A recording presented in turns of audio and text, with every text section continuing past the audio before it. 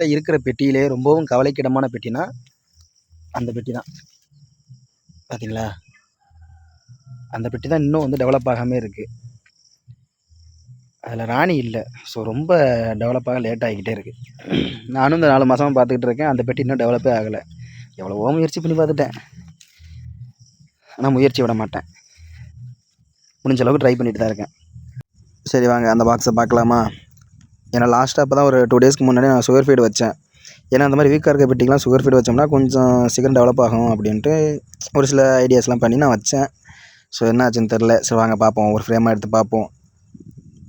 So பார்த்தீங்களா, இதெல்லாம் 2 ஃப்ரேமாக ஜாயிண்டாக கட்டியிருந்துச்சு. நான் அதை எடுத்து கட் பண்ணி ஒன்றா இருந்ததை 2ஆக பிரித்து கட்டி வச்சுருந்தேன். ஸோ அடுத்தடுத்த ஃப்ரேமே நம்ம பார்க்கும்போது முன்னே இருந்ததுக்கு இப்போ வந்து கொஞ்சம் இம்ப்ரூவ்மெண்ட்டு கிடச்சிருக்கு தான். ஏன்னா முன்னே ஸ்ட்ரென்த்து ரொம்ப கம்மியாக இருந்துச்சு. இப்போ கொஞ்சம் பரவாயில்ல, ஸ்ட்ரென்த்து கொஞ்சம் அதிகமாக இருக்குது. ரொம்பலாம் கிடையாது. முன்னே இருந்ததுக்கு இப்போ ஒரு 30-40 தேனீக்கள் தான் எக்ஸ்ட்ரா இருக்கும் அந்த மாதிரி சொல்லுவேன். ஸோ தோராயமாக சொல்கிறேன். ஸோ மற்ற இடங்கள்லாம் பார்த்தோம்னா கொஞ்சம் நல்லா பார்க்க நல்லா ஸ்ட்ராங்காக ஸ்ட்ரென்த்தாக தான் இருக்குது.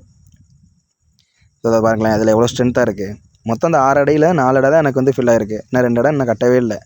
அந்த 4 அடையில் வந்து 3 அடை இருந்துக்குல்ல, அதில் 2ஆக கட்டியிருந்துச்சு. ஸோ அதை கட் பண்ணி நான் அதில் வெட்டி கட்டினேன்.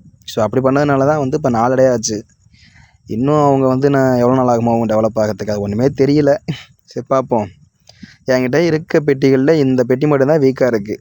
மற்ற எல்லா பெட்டியுமே வந்து நம்ம தேர்ந்தெடுக்க ஆரம்பித்தாச்சு. அதெல்லாம் பயங்கரமாக போய்கிட்டு இருக்காங்க.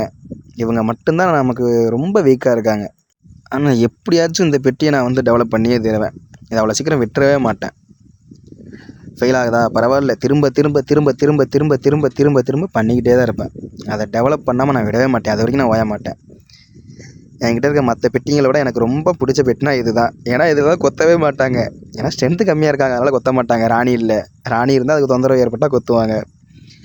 அவங்க இல்லை. ஸோ அப்புறம் எப்படி கொத்துவாங்க? மற்ற பெட்டிலாம் அப்படி கிடையாது. கிட்ட போய் நான் தொட்டாலே போதும், குறைஞ்சது 2-3 கொத்து வாங்கிடுவேன். ஒரு பெட்டிக்கு 2 கொத்து வாங்கிடுவேன். அப்படி பார்த்தோம்னா என்கிட்ட இருக்க பெட்டிகளெல்லாம் பார்த்தோம்னா ஒரு நாளைக்கு 10 கொத்து வாங்குவேன்.